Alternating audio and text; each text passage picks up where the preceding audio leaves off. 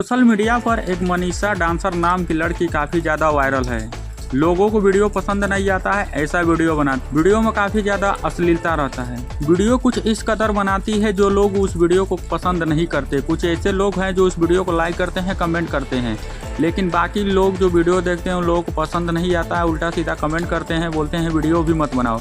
Public place में जाके ऐसे हरकत करती है। उसके बाद से एक ब्लॉगर के साथ में मनीषा डांसर का कुछ लफड़ा हुआ था, लेकिन उसके बाद से पब्लिक ने मनीषा डांसर का कर दिया है पिटाई। आप लोग वीडियो में देख सकते हैं मनीषा डांसर कैसे पब्लिक प्लेस से भाग रही है। लोग उसके पिटाई करने के लिए उसके पीछे दौड़ा रहे हैं और मनीषा डांसर भाग रही है।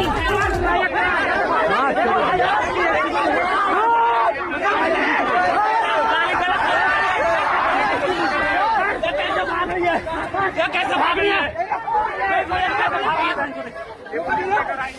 भाई को मारने के लिए